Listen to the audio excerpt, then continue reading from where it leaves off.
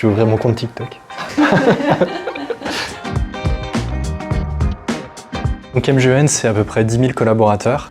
On couvre environ un peu plus de 4 millions d'adhérents. Au sein de MGEN, on est répartis sur tout le territoire français. Donc je travaille dans un domaine qui s'appelle GRC, gouvernance, risque et conformité. Et je travaille notamment sur les sujets de gestion des risques, pilotage de la stratégie cyber et du plan de sensibilisation. Donc typiquement, dans le cadre de nos certifications ISO 27001, on est donc régulièrement audité, en audit interne ou externe, et on a en général des réunions de 1 à 2 heures pour parler de l'analyse de risque, présenter nos résultats, présenter notre analyse. Donc jusqu'avant Egeri, on le faisait via l'outil Excel, ce qui est difficile à expliquer, difficile à présenter à un auditeur. Et typiquement, maintenant qu'on a basculé sur Egeri, c'est beaucoup plus facile de présenter toute notre démarche, de présenter nos résultats, toute la démarche d'analyse de risque. C'est beaucoup plus fluide et c'est clairement apprécié de la part des auditeurs. Donc on a marqué un point à notre dernier audit par rapport à ça justement.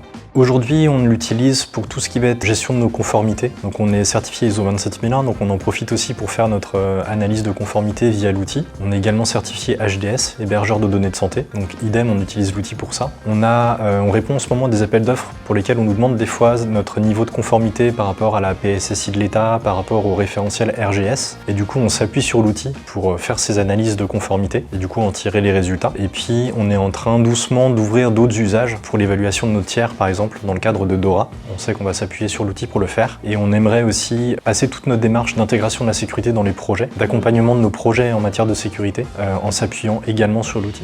En termes d'usage et d'interface, c'est l'outil qui nous a semblé à la fois le plus simple à appréhender et le plus actuel en termes de graphisme et de forme. Et cette capacité aussi de l'outil à pouvoir faire plus que juste l'analyse de risque, c'est aussi très important pour nous. On se voit régulièrement imaginer, projeter de nouvelles activités sur Egeri. Et d'ailleurs, c'est marrant parce qu'au sein de la direction, dès qu'on a un nouveau sujet, un nouveau projet, une des premières questions de notre RSSI, c'est est-ce que Egeri peut le faire? De manière détournée, Egeri peut faire beaucoup de choses, mais oui, on se projette clairement à utiliser l'outil pour d'autres usages. Et dès 2025, d'ailleurs, on a étendu notre nombre de licences pour justement permettre à d'autres utilisateurs de l'utiliser sur d'autres sujets que le sujet de l'analyse de risque.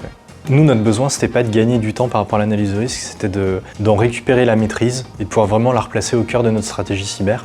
Maintenant, il n'est plus question de passer 10 jours par an à mettre à jour un Excel. Maintenant, Egeri, c'est un outil qu'on utilise peut-être 1 à 2 heures par jour. Par contre, ça sert plein d'autres sujets. Ça justifie un peu toutes nos actions, on met à jour notre vision des risques presque en permanence. Réinjecter dans l'outil, ça permet aussi de remettre à jour certaines choses, certains éléments, de rechallenger certains points. Donc finalement, c'est pas une perte de temps de basculer dans l'outil. Au contraire, je trouve que ça renforce la maîtrise justement qu'on a de l'analyse de risque. Du coup, dans toutes nos activités au quotidien, on tend vers l'excellence opérationnelle.